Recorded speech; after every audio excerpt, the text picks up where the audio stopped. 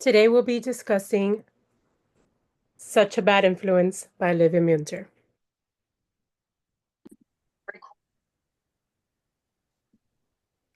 Hi everyone, welcome. Hi. Hi. We are discussing tonight a Bad Influence with author Olivia Muenter. Am I saying your last name correctly? It's close enough. I've heard all versions. How do you say it?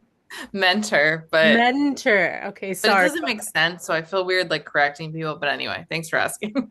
No problem.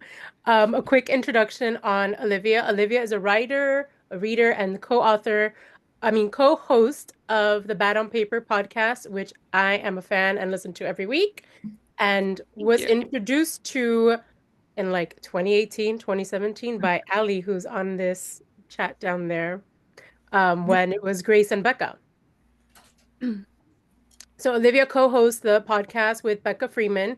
Bad on Paper is a weekly lifestyle podcast about books, the women who inspire them, and sometimes just daily ramblings about life, politics, anything you can think of. It's very interesting. I'm a huge fan of it. They have new episodes every Wednesday, like I said, and also a monthly book club. Olivia also publishes a weekly newsletter about life, feelings, writing, reading, and what it means to live an intentional life. And I'll share on the chat the links to her website and Bad on Paper in case anybody wants to follow her for more. So, welcome, Olivia. Thanks for having me, and thanks for such a nice introduction. I know I missed a lot more. I know you freelance and you're a writer for a bunch of websites. So, if you want to add a little bit more, feel free. That's the gist of it these days is writing books, the podcast, and Substack. So you covered it all.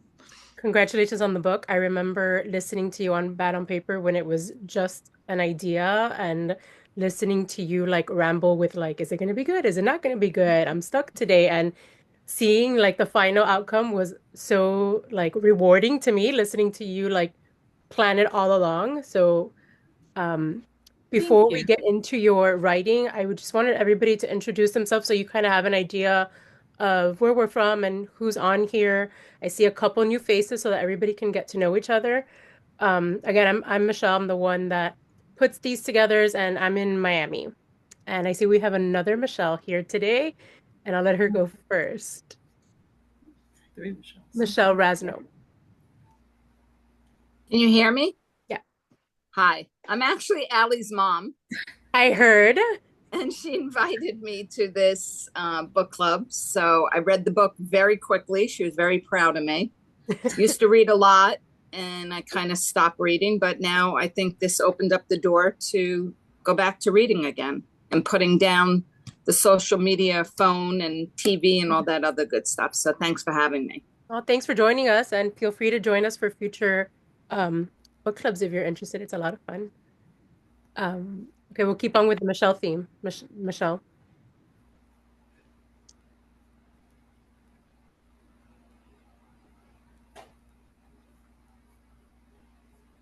Okay, we'll come back. Lexi. Hi, I'm Alexis. I'm also from Miami. I've been part of the book club for a few years, and I love reading. So, Jenna and Ali. Hi, I'm Jenna. I found out from this book club from Allie also, and now I feel like I've been part of a few, and they've all been great. And I always tell Michelle I love when the authors come on, so thank you so much because it makes the book that much more worth reading and makes the discussions much more enjoyable. Not that we don't have great ones ourselves as well, but it's just fun to hear your perspective of obviously your mindset on writing it. So thank you so much for coming. Of course. Thanks for having me. Kristen. Oh. Oh, I'm sorry, Jen. Ali, go. That's okay. I feel like I've been introduced already. Allie, hi. Nice to see everyone. Like Michelle said, I've been listening to Bad on Paper for years and years and years. So I listened when you were just a guest host and doing candle reviews. So long time fan. Thank you. And yeah, I'm so excited to be here and talk about the book. Like Michelle said, I also followed along, and so it's really fun to get to talk to you about it after following the whole process. Cool. Speaking of following along, I'm like so intrigued by watching your little writing retreat like in real life right now. Oh, the cottage. Yeah, Cottage. it's so cold here today and raining, so it's like very nice to be inside here. Kristen. Hi, I'm Kristen. I'm from Richmond, Virginia. I started with the book club for the last book that we did back in December, January, and it's really gotten me back into reading too. So I'm super thankful and excited for tonight. Melissa. Hi, I'm Belissa, based in Denver, Colorado, even though lived in Miami for many years and grew up in New York. Excited to discuss the book today. So many questions. And Michelle, I want to try again. Okay, I got it this time. My mute button disappeared and I couldn't find it. I'm Michelle. I've known Michelle for many, many years now. We went to college together, and we both loved reading. So, of course, when she started this, I joined. That's my dog in the background. But I'm so excited to hear all about your process with the book. And thank you for coming. We keep this very casual. If anybody has any questions they want to jump in, I don't have to be the only one speaking. I do have a list of questions, but if anything comes up from anybody, just like flag me, feel free, like open discussion. So Olivia, for you, can you tell us a little bit about the writing process for those that didn't listen to it on Bad on Paper and how this idea for your novel came to be? Yeah, I will give a blanket statement that it has been a long time since I've talked about such a bad influence, actually. So, and I haven't actually written it. Like my last copy edits were like September 2023. So if I seem like I'm trying to remember stuff, that is why. I've basically been like totally focused on other books since then. But basically, I started writing fiction for fun in 2020. I just kind of was like in the phase of trying things during the pandemic. I have always been a writer. I went to school for journalism. I went to the University of Florida, so I also have Florida roots. But I, went to journalism school. I worked as an editor in New York after that. I freelanced after that. I wrote for a bunch of different websites about a bunch of different topics. But I found that writing creatively, like doing personal essays, and eventually I started doing a newsletter that like eventually became Substack, was like the type of writing that really like got me the most excited, that I was the most passionate about. And so I was like, well, what if, I can only write about myself so much. So I was like, I should try writing creatively, like just for fun. And so I sat down in 2020 and I started writing something with no idea what I was doing, no anything really. And I wrote basically like a full first draft. And then I got very overwhelmed. And I took a break on that book and I worked on Such a Bad Influence. And at the time, I was sort of like at the height of my influencer journey. Like I had sort of gradually grown this following and kind of stumbled into this world of making money on Instagram through links and brand partnerships. And it was so much more lucrative than freelancing was, that it was really hard for me to say no to these partnerships. Especially, of course, if I already liked the product, it just kind of grew and snowballed into this thing that I didn't set out to be an influencer, but it just kind of happened.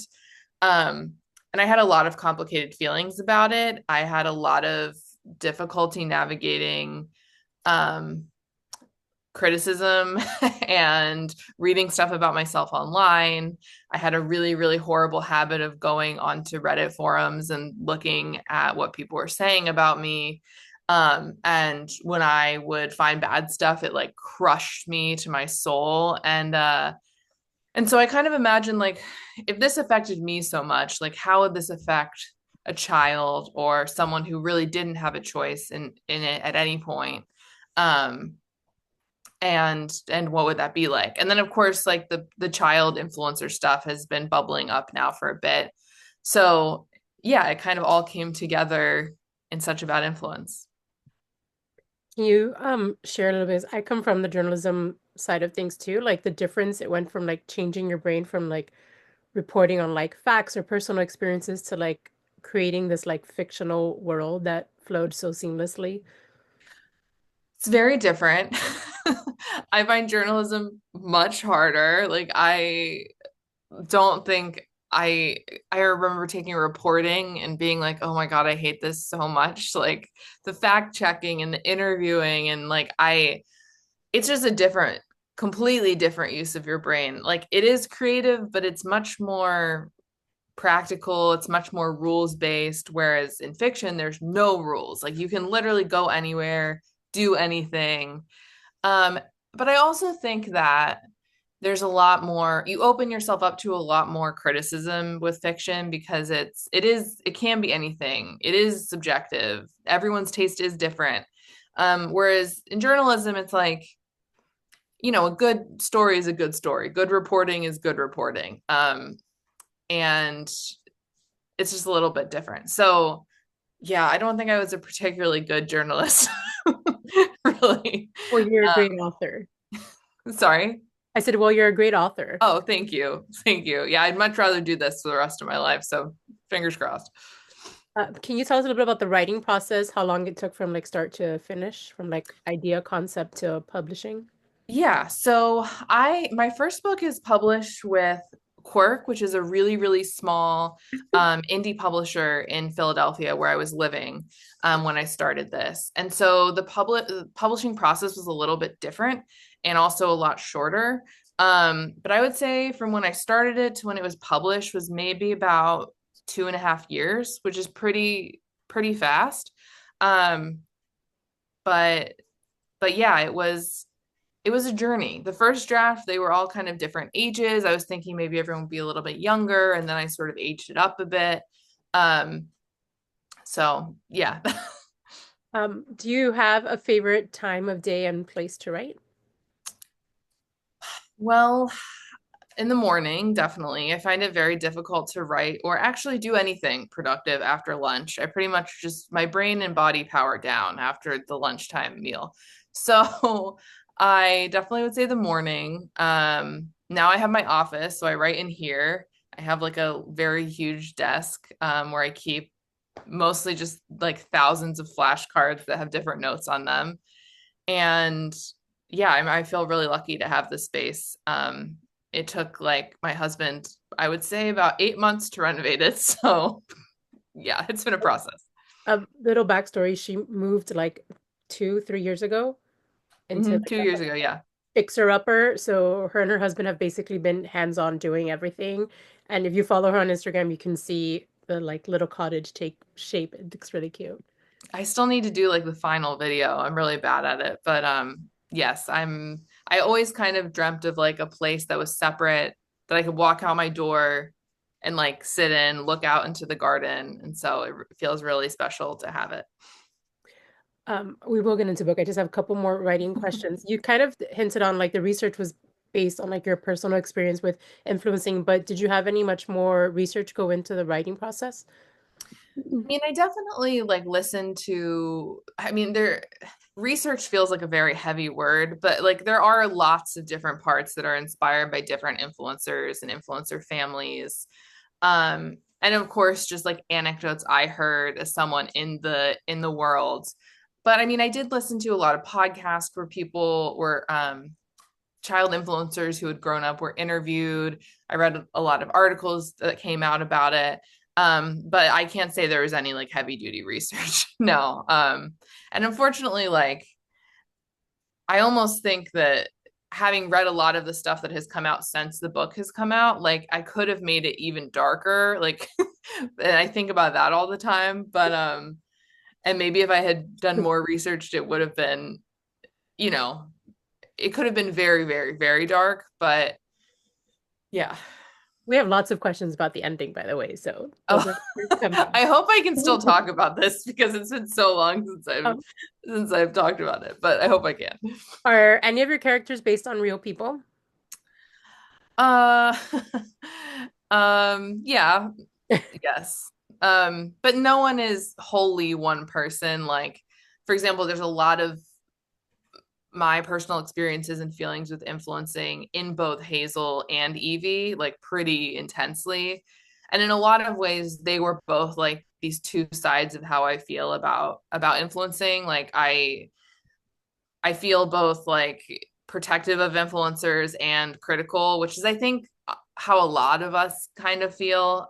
We love them, we hate them, we want them to do better, we don't want them to be around. Like it's a very sort of gray, like spectrum of emotion. So there's a lot of me and both of them. And then I mean, a lot of the different characters are just, like Gavin is really heavily based on like Logan Paul. So, um, yeah, stuff like that. Now that you say that, I was reading it. Hazel reminded me a lot of like the conversations you've had on the podcast about influencer culture and stuff like that. Oh, interesting. Yeah, I mean, it's definitely like it's my voice, a lot of it is my voice. And like some of the Sabi newsletters, like one of them was actually like I had started to write a Substack post or it was before Substack, but I had started to write a newsletter and I just like thought it didn't feel right. So I pulled part of it and made it the newsletter. So it is a lot of my voice for sure. The novel delves into the potential risk of social media, especially with young influencer. What prompted you to explore this more, other than like your own experiences? I mean, I think most of it is my own experiences, but I think just seeing the way that social media has worked its way into all of our lives so intensely that like it is really impossible to step away from it at this point, which is really a scary thing to think about. And of course, also just when you hear statistics like, 70% of teens now like want to be an influencer, like that really frightens me because I don't think it's like it definitely like it changed my brain chemistry. Like it's taken me a very long time to feel good about myself apart from that. Um and there's a lot of positives with it too, but yeah, it was mostly just that it scares me. It's crazy because like we all grew up without that being a career choice. Like we would have never said, I want to be an influencer or I want to work in social media. And my mom's a teacher and she mentions this a lot of times when she gives kids like writing prompts or what do you want to do when you grow up? A lot of them say, I want to be a YouTuber. They make millions of dollars. Or I want to be an influencer. They make so much money. And she always comes back and she's like, what exactly is that? Like, what do they do? Yeah. Yeah, and like I get it because it's essentially the idea is like you can just be yourself and you can make money that way, but it is really not that No. simple and it becomes very hard to like know who you are at all, to be honest, when it's so tied to like how you make money. So yeah, especially if like it's all you've ever known. Like I didn't have Facebook until high school. I didn't have Instagram until college. Like if I had had Instagram when I was an 8-year-old and I already saw how easy it was to get approval and likes and money, like I don't even know where I would be, but not in a good spot, probably. Yeah, I can imagine. I mean, for me, it was college for Facebook, and I think Instagram like post college. And I can't imagine like living my junior high and high school years for the world to see. Like, I'm glad those photos are on a digital camera somewhere no one can see. Yeah, same. Do you think that social media, uh, kids in like the spotlight should be dealt with like child TV stars and child movie stars where there's like some legality and like financial restrictions to it? Yes. I I honestly like I don't know how you would even monitor this, but like I don't think any account should exist that's just about children. Like whether it's being run by their parents or not, I just think it's so unhealthy. And then there's a whole other thing about parents featuring their children heavily on their own pages. But like these pages of little girls run by their moms, but then like all the followers are men, like it should not exist. I don't think it should be allowed. Um, but it's very hard to it's very hard to like have any sort of legal boundaries around all of it. Okay, so now I'm gonna let you get a chance to like get feedback from us. So does anybody want to share what their favorite part of the book was, or like your biggest takeaway from it? Ali, I feel like you're gonna talk. Yeah. No, I thought you wanted. Well, I can just say one of the things I thought was most like interesting that I hadn't thought about before was kind of, at the end where she's talking about how, children, influencers, Instagram stars, whatever, that there should be laws just like child actors, that their parents can only get a certain percentage of the money. It has to be put in an account. And, that was done because parents back in the day took advantage of their children that were actors. And now this is the same thing. And I thought that was a really good point that I'd never thought of before. And you're absolutely right. They should be doing that. I don't know. Like you said, I don't know how you monitor that, but 100% that should be what's doing, because exactly what happened in the book, I can only imagine is happening tenfold in real life. Yeah. And I should say that I think there is one state in the Midwest that has enacted a law. I can't remember which state, but that has enacted a law that is basically like, I think it's called the Coogan law or something, with child actors, exactly what you're talking about, that does apply to social media. But it gets very tricky because if you're a mother like Evie's mom in the book, like, and you're like, how can you calculate how much of your income relies on this child versus how much you would have otherwise? And so it is very complicated. But yeah, I'm glad that resonated with you. Anyone else want to share a favorite part or your biggest takeaway? No pressure. You can also complain about it after I leave. That's part of book clubs as well. And I realize I'm sort of ruining that, but No, I did. Well, let anybody else chime in first. I wanted to get a flip phone like in 2018. And then I got sucked into Instagram. So like you said, like it's almost impossible to walk away from now. But I feel like I don't have kids, but this book made me never want to post like pictures of my kids, future kids, ever. And I have a niece, and like her parents post pictures of her, so I feel it's okay for me to post pictures of her. But now I'm like, oh my God, I want to delete all her pictures. I want to like protect her and like never post her face again. Yeah. So that was my biggest takeaway. Yeah, I don't have kids either, but like it definitely made me realize that if my husband and I do have kids, like we're gonna sit down and like say like, here are the hard and fast rules. And the interesting thing is that like I didn't write the book and then afterwards think like, I know exactly how I would act. Like there is a lot of very complicated gray areas, because I do understand why people want to share their kids online. Like I get it. When my niece or nephew does something cute, I'm like, oh, I ask their parents, of course, can I post the photos? And they say yes, but like, it doesn't register to me as malicious or bad or dangerous, even after writing this book, because it's so normalized. So yeah, I'm with you. It's something that I would have to think long and hard about, but there in no way would my kids ever be like part of my content. Like, I just think about like how like there's like another, like I've read about too, like how kids feel like when they grow up and like not consenting to having those pictures posted, and like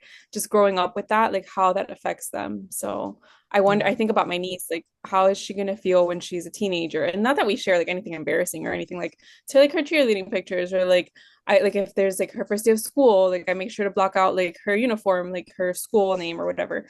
But I still wonder like how would she feel like knowing that she didn't pick those pictures to be posted.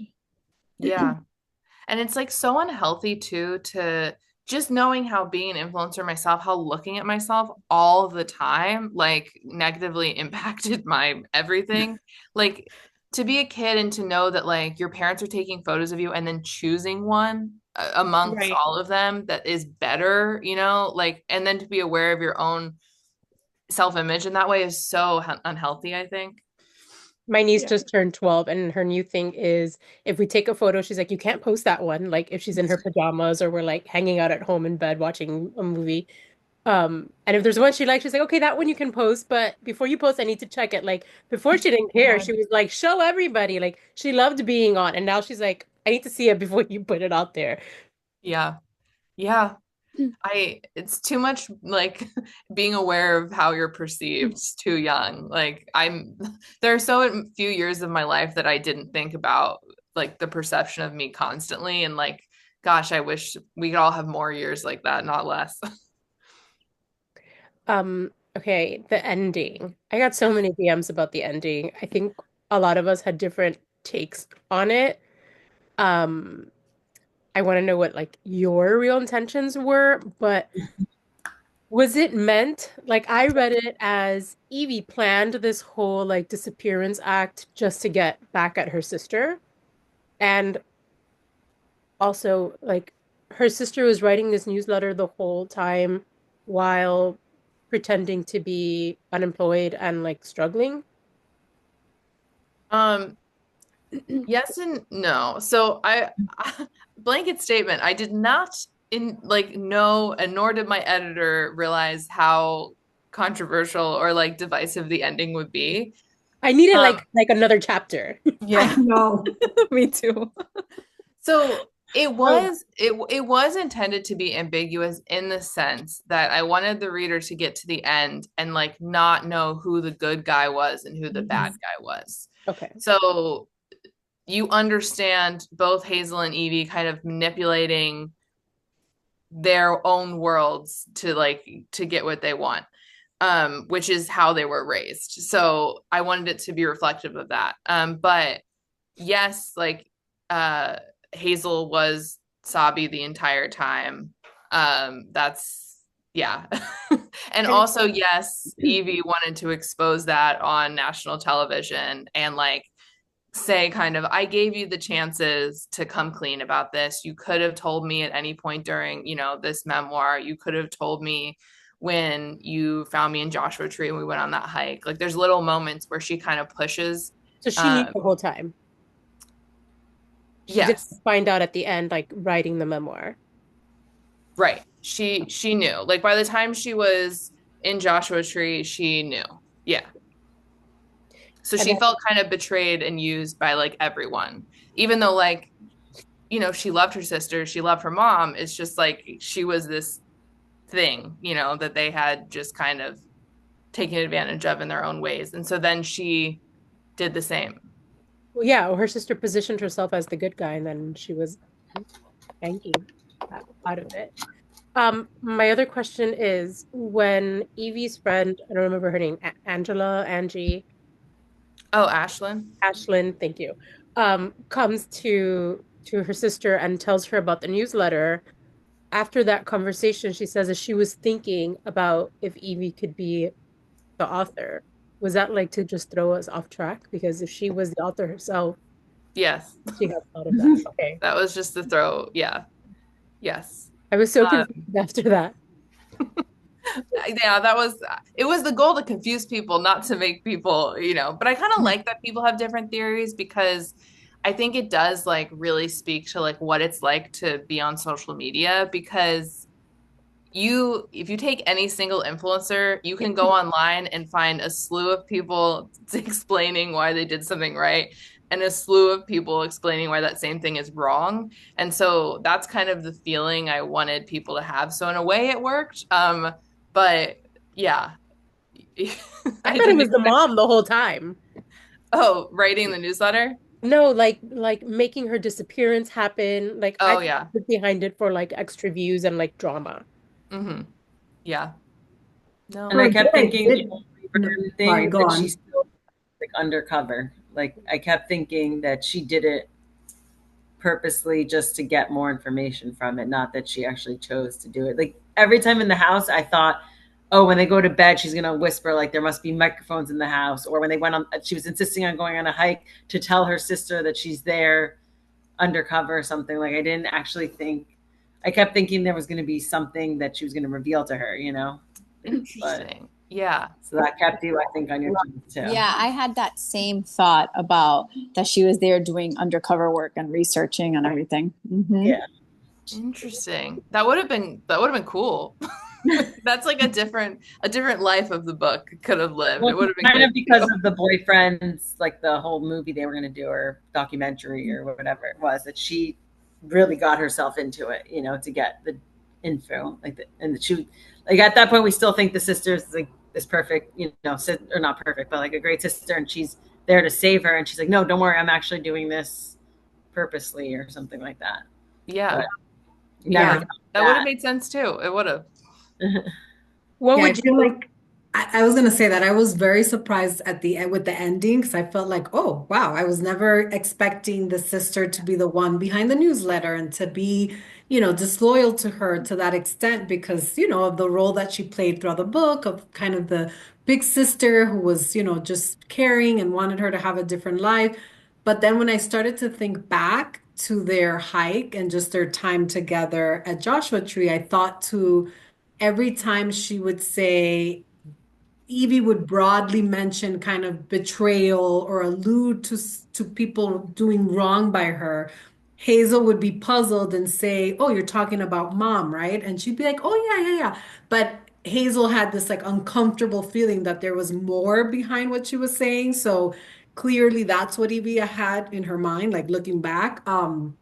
But it was still, even till the very end when that happened, in my mind, I was like, oh wow, is Evie lying about this and setting Hazel up, or is Hazel, the bad, like, is she also, taking advantage of Evie? So I wasn't clear on that part, right? Because of the fact that they had those conversations where Hazel seemed to be like, what do you mean? What are you talking about?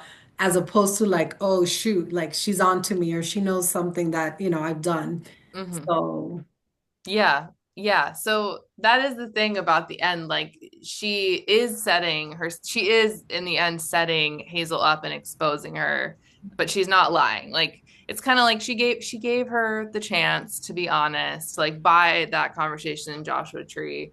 Um, and Hazel was kind of, not like she was so like inwardly focused that's why she kept being like, oh, you mean mom, like you're not talking about me, right? Like um so yeah, but still like, and that's why when I was writing the Sabi excerpts, like I was very careful that if they were at any point critical of Evie, it was more like critical of their mom, because it was my way of being like, okay, yes, Hazel is doing this and betraying her, but she's not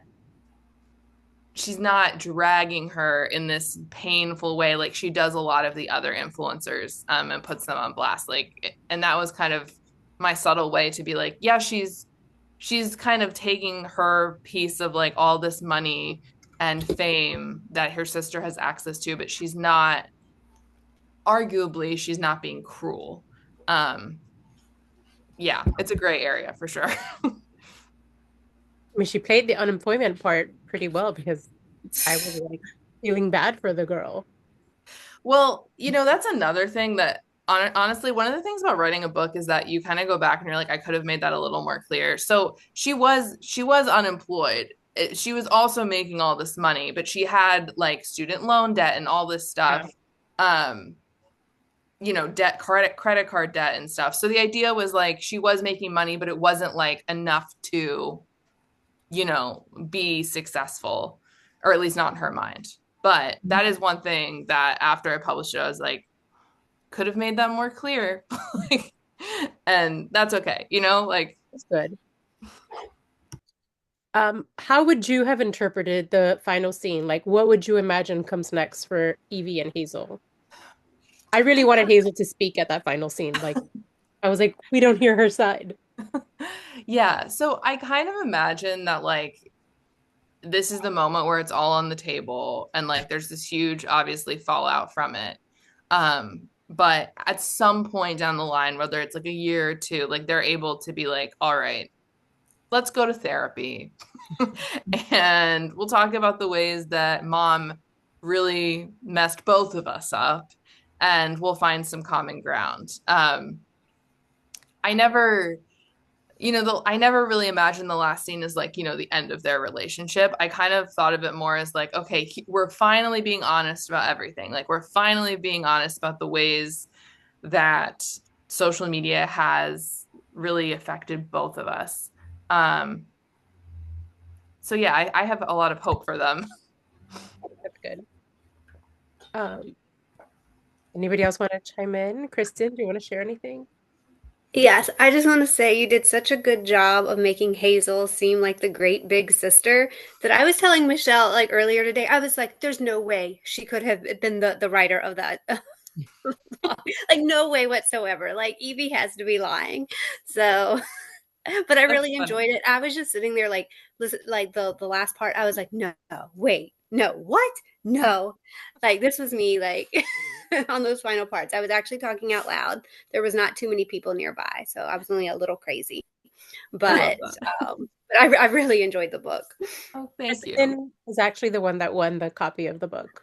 Oh, great. I just put it in the mail yesterday. Sorry, it's a little late. No, you're good. You're good. But it should be there. But yeah, there are little like I always wanted to thread like a little sense that Hazel is jealous and like envious, and like the clearest example I can probably think of is like when she goes to Zara to like try on the dress and like it doesn't fit, or like I can't remember exactly. But I wanted there to be this like really low simmering sense of how I think a lot of us feel about influencers, which is like even the ones we really love, there's kind of this feeling of like, God, I wish I had that, or I wish my life was that easy, or I wish I looked like that. And it's really hard, even if you respect the person, to like let go of that because of what the internet has like kind of done to us. So yeah, I it's not like, I guess it's easy to say, oh, Hazel's a horrible sister, but like to me, it wasn't really that. It was just that she made a pretty questionable choice after being raised in a really questionable way. And in her mind, she still loved her sister. But yeah, thank you for the. I didn't see her as a horrible sister, though. You did? No, I did not. I saw her as a good big sister. She just messed up and was like looking out for I'm her. sure that was what she sold her out. But... yeah, like I feel like you wanted it to come across as like, because that line at the end that, well, she's nothing like my mom. Like she wants to distinguish herself from her mom, and that she's always there for her, and she's the one that knows her best. And I think you do thread that throughout, because even when she goes to the teacher or whoever wrote the note, like she said, the only one that would know it is someone who truly knows her, or something like that. So there's threads enough that she's like, she does love her sister, but she still finds ways to, whether it's take advantage or have the envy or stuff like that throughout still. Yeah. Yeah. Thank you. Definitely. That was the goal. The one part that I hated her as a sister and was like making me cringe. Oh, I know a part. Boyfriend? Was when she was with her boyfriend smoking and she was like eyeing him, and I was like, this is so disgusting. Like, why is she I know like she didn't outwardly do anything, but just her thinking about it, I was like cringing. I know. I like got confused in that part, because then I was like, wait, did I misread that? Was that her boyfriend, or they were just friends? Like maybe they were just like claimed to be like like I'm like, this is weird, right? Like I was so happy that they didn't kiss or hook up, because I would yeah, no. So that was actually a scene where it wasn't that like intense. But my editor was like, you should play it up more, because it gives you this kind of like, what is going on with Hazel feeling, which then at the end kind of clicks into place. But yeah, that was another instance of like, she doesn't want to like want what her sister has in any regard, but like she still kind of does, even with this guy who's like gross and a little bit questionable. So yeah, I know people have very strong feelings about that scene. Also, my dad, he was like, I couldn't read that part. I was like, no one asked you to read that like literal 2 sentences, Bruce. Like you could have just breezed on past. But yeah, I'm just glad they didn't kiss or hook up, because I was no. That would be a different book. What was your goal with the friend? Was it to show that she was actually trying to reach out to someone, to find someone to listen to her, that she was being watched and everything? Like that whole part that she stopped talking to her friend because the friend thought she was the newsletter writer. But then she sent all these messages like, I'm being watched, I'm nervous, I've stopped, like stuff like that. Was that? Yeah. So my idea was when Evie sent those messages, like she didn't know like what was going on with her mom fully and yet, but would later find it out. But really, Ashlyn was just to like show a different angle of the influencer world in a lot of ways and kind of be this like you can have an Evie, you can have an Ashlyn. There's a lot of different ways in which to like think of influencers. And so it was a good way to illustrate that. But also like in a lot of ways, Ashlyn highlights like Hazel's really intense insecurity and how she feels like envious of these people while being kind of, rude about them at the same time. Yeah. I saw Hazel as like not wanting to be part of the influencer world. I didn't think she was envious of wanting to be that. I think she was envious of the affection that her mom gave Evie because although she was able to choose not to be part of social media and she didn't want her photos posted, she still wanted the affection and her mom kind of just like ignored her just because she wasn't monetizing on her. Yeah. Yeah. And the validation, like I think influencing is so much about being validated as a person. Like your clothes are good, your face is good, you're funny. And like she wasn't getting that from her mom. And, her sister was getting that from her mom and the world. So it's like, it almost is like this compounded, very intense thing that like was hard for her to even move past. So I have a question. I know that in the beginning you said that you could have made the book a lot darker. Did you think about that, or you knew that you always didn't want to go on that path? Like, did you ever think of actually having her abducted maybe by her own sister or something like that? Or you knew no? I mean, I think it could have been a lot darker in the sense that like there's like this is horrible. I hope this never happens, but there's definitely a world in which like an influencer like this is like abducted one day by like a man who's obsessed with her. And like obviously I hint at like that possibility in the book, but I think I mean dark in like that sense, I guess. And I didn't want it to be like a straightforward like, kidnapping kind of like girl is murdered by a man kind of thing. But also, I guess dark in the sense that like I read an article, I don't know, maybe like 6 months ago or something about how like maybe this is in the book too. I don't remember. There's so much of it that is eerily similar to real life that like it is actually kind of confusing. But it was about how like a teen influencer like got her first period and her mom was like trying to get her to do like a tampon ad, like that kind of thing to me is like so horrific and real. Yeah, so I could have made it more disturbing in that sense, I guess. Like I could have really doubled down on like the ickiness of it, which it is already icky, but it's just like the real version of all this is so dark. Like the dark web where these photos of these child influencers like is like the most disgusting corners of the world you can imagine. Not that I've been there, of course, but and I think I touched on that, but I didn't, touch on it explicitly. What key message or feeling did you hope readers gained from such a bad influence? I think I just wanted people to really just examine their own relationships with social media, with influencers, and really just examine like I think it's really easy for a lot of us to be like, I'm doing this right and this person is doing this wrong, and so we pass judgment on a lot of people for a lot of different reasons. This influencer is fake or this influencer is whatever. And I think ultimately like we're all dealing with the same pressures and dangers of the internet every single day. And I think like really sitting with that ourselves is important to like having a healthy relationship with all of it. But yeah, I just like when people think a little differently about something that they come in contact with every day. So that's all I wanted, I guess. Anyone have any other comments? I just wanted to say, like, I liked what you said earlier about like the ending, like not knowing who the bad guy was, because when it ended, I was like, wait, is Evie the villain? Because like it just seemed, I don't know, I'm like so torn with who the bad guy was, because then I started thinking like, did she do all this so that like, yeah, she fell off of social media, she fell off as an influencer, but like, is she trying to get people like in her good graces again so she could like start doing the influencing again, and like all of this is like an act so that she can like get more whatever money, followers. So Yeah. I thought about that.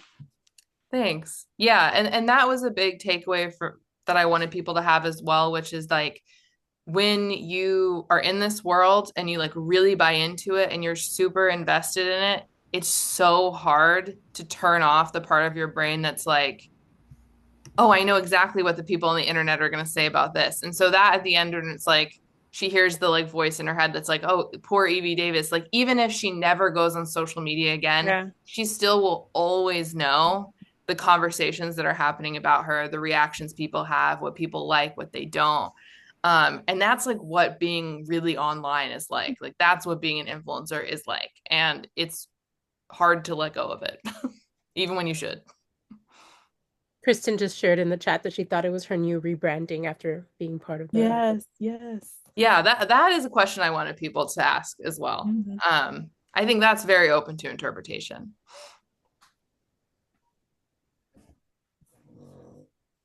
Michelle Rasno, do you want to hear anything? Sorry to pick on you.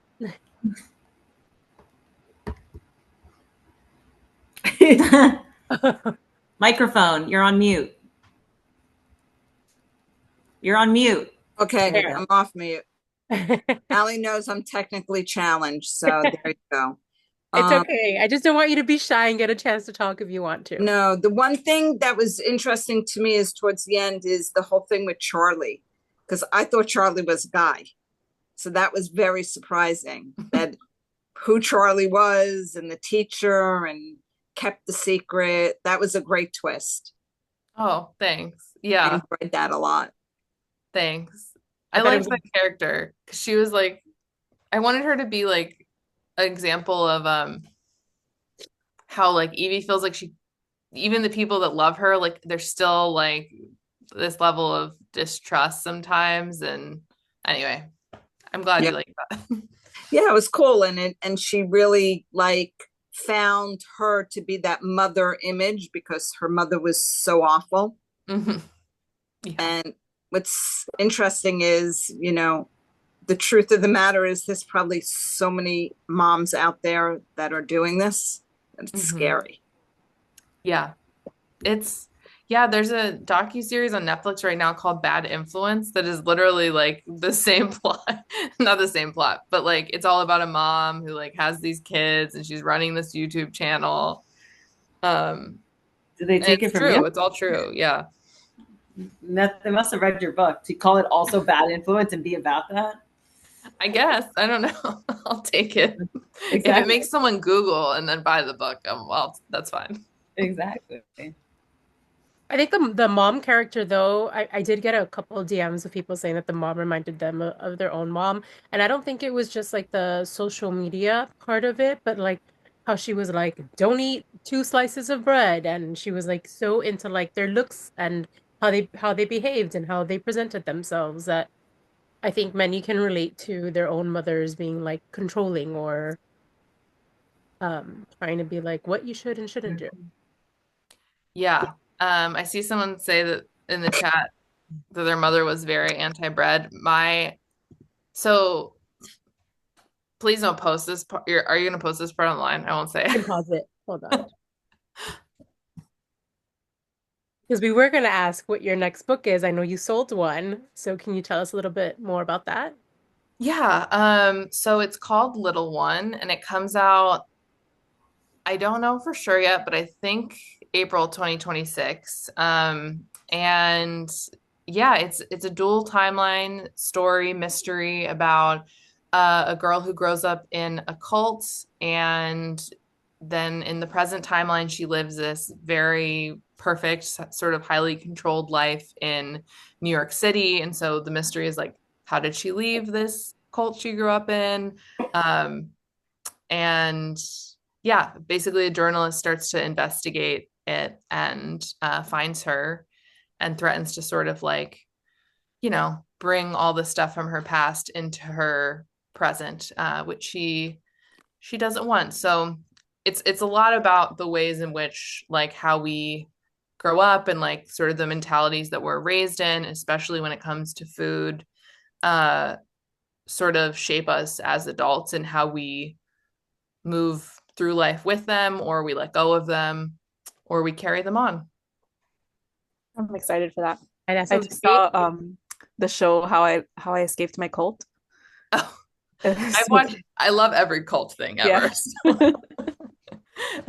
Have you watched Escaping Twin Flame? Oh, I no. saw that. That I was need good. to add that to my list. It's so good. Your book sounds great. We would love to have you back if you would join us, because I'd love to. we will be reading that for sure. Thanks. Yeah, that'd be great. Well, we're reaching at an hour. I don't want to take up too much of your time, but I know reading is big for you, and especially the Bad on Paper podcast. So we ask every author this. What are you reading now? I am. So just before this, I was just rereading Paper Palace, which came out a few years ago, but is one of my all-time favorite books by Miranda Cowley Heller.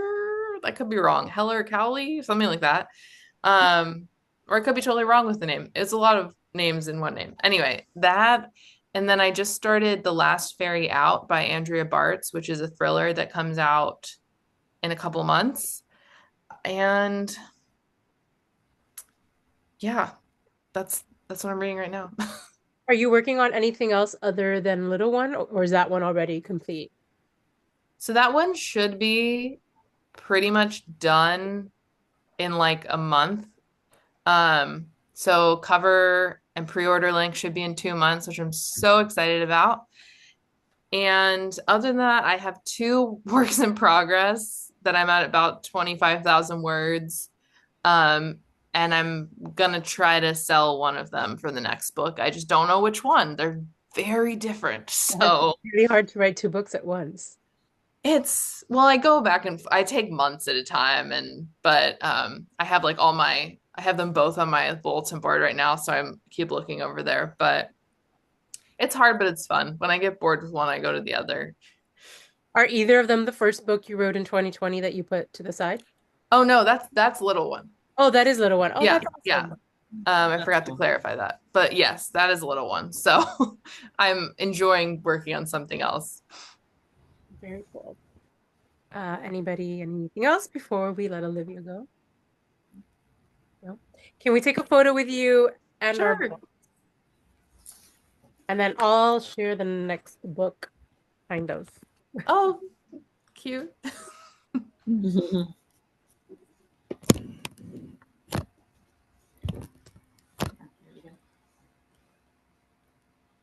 It's coming out.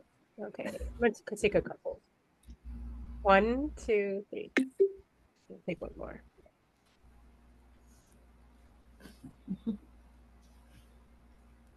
One, two, three. Thanks, guys. Thank you. Our next book, we're actually reading a banned book next. Do you have any favorite banned books? Like about bands? No, that's like a book that is currently banned. Oh, banned. I'm sorry. Oh my gosh, it's late. I was like, you mean about music? No. A book that is currently banned. Currently banned. I don't know. None come to mind, but I love that. Well, we have like an hour more, so I'm gonna let it keep running the voting. But for those who were interested, 19 Minutes is winning by 1 vote. That's by Jodi Picoult. And Dreaming in Cuba, in Cuban, is next by 3 votes. So it might be one of those. Vote if you haven't voted yet.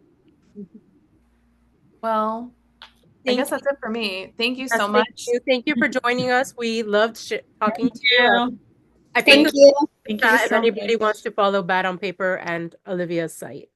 Yeah, I really appreciate it. I appreciate all of you. Like every person who checks out the book, buys it, like makes a very huge difference like in my life. So I'm very grateful. And yeah, this has been really fun. Thank you so much for letting me crash. Now you can say all the other things now that I'll leave.